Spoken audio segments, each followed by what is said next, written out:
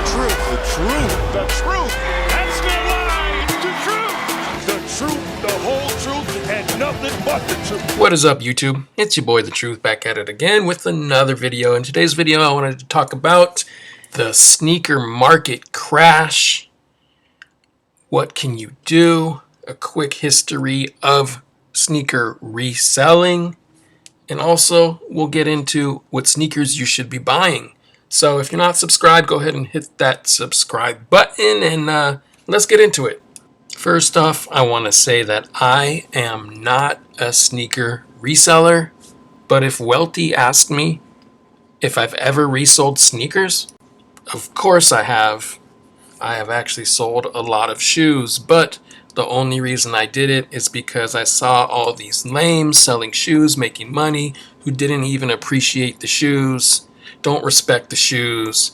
These are people who don't even wear the shoes. So I thought, hey, if they're making money off sneakers, why shouldn't I? I'd be stupid not to. But how did this all start?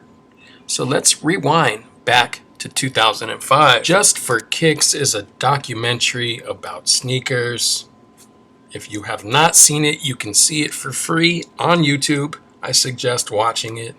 But during this documentary, one of the sneaker collectors says, we say to ourselves like, all right, the 97 came out, do you like that? That's pretty dope. You know what? I'm copping 3 pairs of that sneaker. One pair to rock, one pair to take and lose in your house. You don't find it for another 5 years, and one pair that you're storing. If you're an OG in the sneaker game, you know the saying, one to rock, one to stock, one to sell. This saying has been around for a long time, and it used to be you'd buy a pair that you would wear, you'd buy a pair you'd throw in the closet, so you knew you had a pair on ice, and then you'd buy a third pair, and that pair was to sell. This is what all the OGs were doing. We did not consider ourselves resellers.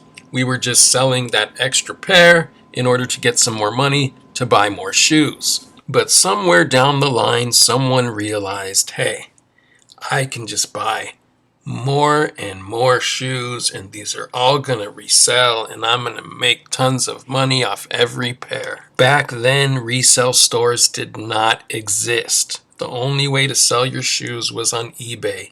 There was no StockX, there was no GOAT. eBay was the only way to get rid of your shoes. Later on, some resale stores did open. Flight Club is the first one I can remember.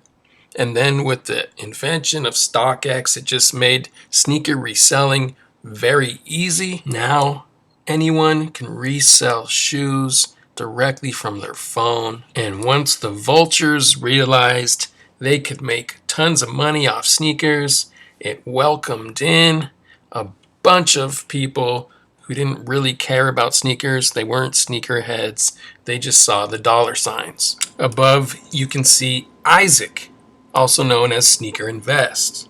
What I respect about him is he does his job well, which is buying sneakers in bulk at resale prices and then selling them. I had actually never paid resale for a shoe, especially a shoe I was gonna try and make money on, until I saw his videos.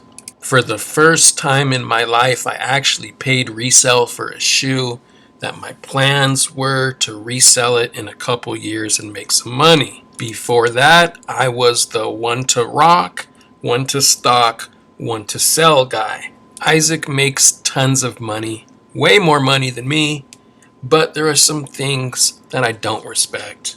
He's not actually a sneakerhead. He doesn't actually love these shoes. He doesn't wear these shoes. He doesn't have a sneaker collection. He's in it strictly for the money. He's also the reason a lot of these little Timmies are trying to resell these days. He actually released a book, How to Resell Shoes, and he also has a Discord where he gives advice. So at this point, there's a lot of resale stores. There's StockX, there's GOAT, there's eBay. There's lots of options for sneakerheads to buy and sell shoes. And that brings us up to COVID. After COVID hit, shoes were just impossible to get. The last shoes I remember getting were these Court Purple 1.0s. Scroll down and you see that they released in April 11th of 2020. And then I remember the Pine Green 2.0s.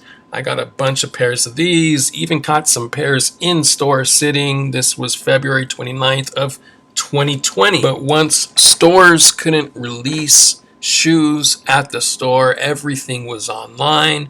Now you have shoes being impossible to get. Botters started killing it, and people who wanted a shoe just to wear were catching L's. I think this is the point where a lot of little Timmies got into sneaker reselling because they saw people making money. It was easy. It was something anyone could do. The hardest part was just actually getting your hands on the shoes. We were seeing Jordan mids selling out instantly and then reselling for over $200. During COVID, everything was selling out. Everything was reselling.